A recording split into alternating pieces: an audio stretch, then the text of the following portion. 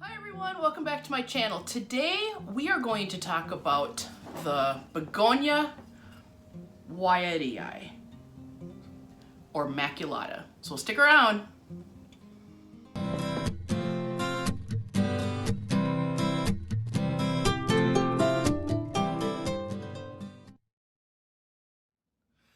So today I have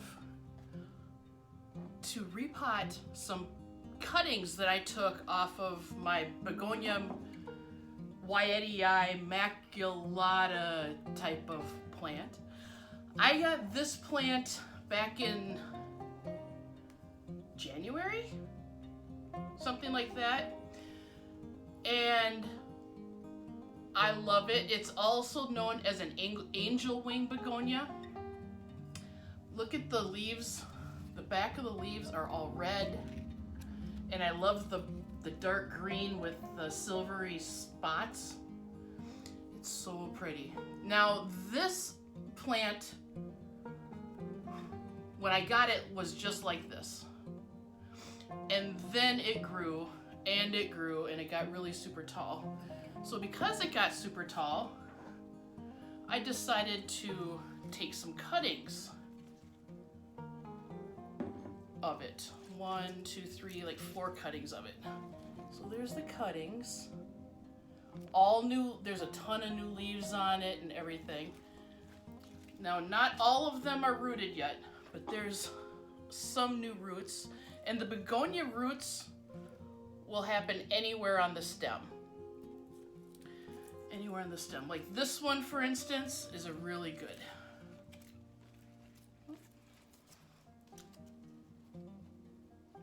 See how that root system is beautiful. So it popped up anywhere along the whole entire stem. So today I decided, whoops, here's the other one. And this one has some roots also. So I decided today I am going to repot this and make it into a second plant.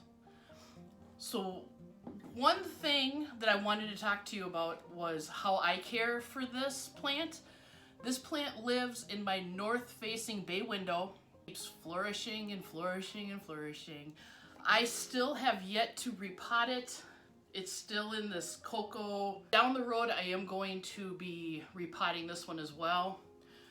But this one, I'm going to pot up into a mixture of soil that I have been using for all the rest of my plants, and I will show you that in a minute.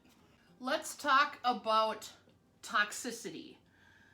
Unfortunately, this is a plant that is toxic to dogs and pets of all kind, unfortunately. So if you do have dogs, cats, or little people running around, make sure that you kind of keep this away if they're into eating things that they shouldn't, because this is toxic. And what will happen is after you're eating it, your pet's mouth will likely experience some burning and some vomiting because of the plant juices and the sap that it contains.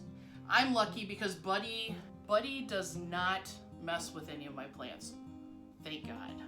So I'm lucky with that part. But you know, it never hurts to be on the safe side. As far as watering goes, I always water when the top of the soil is dry, and this one is ready for a good soak. So water when the top of the soil is dry. I also always seem to use my moisture meter, and I use it quite often. Just don't really rely on this. But on these plants, if the top of the soil is dry, definitely give it a good soak. And make sure that you have it planted in a pot that has drainage holes in it. This is just a cash bowl, because the plant will suffer root rot if it gets overwatered.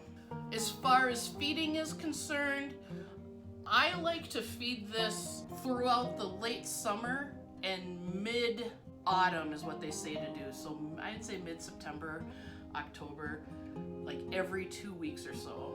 And all I ever use is just Miracle Grow all-purpose fertilizer, and I'll list it in the description below. So let us go and check out my soil mixture, and let's get this potted up, shall we?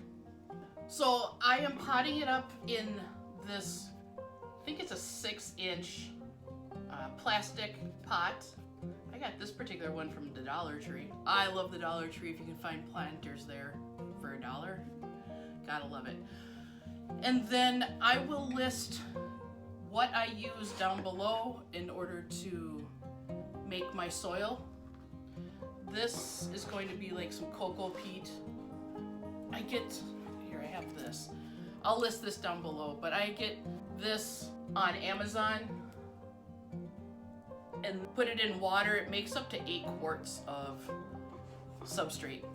And then I put perlite in it and some orchid bark as well. So that's what I'm gonna be planting up these babies in. And this little boot was one that I found on a thrifting before the lovely pandemic hit, unfortunately. So I haven't gone thrifting much after that. So let's put some soil in the pot. If you're going to plant these, make sure that you put them in a place that has good light, and they also like to be kept warm, like 55 degrees Fahrenheit.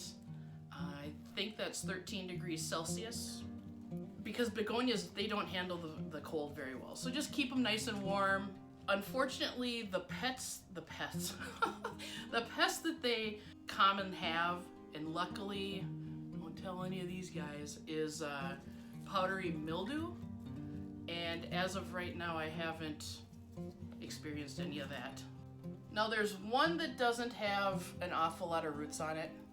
It's got some roots on it, but I'm gonna pot it up anyway, because as long as the soil's kept moist, it will thrive. It looks like I need a little bit more.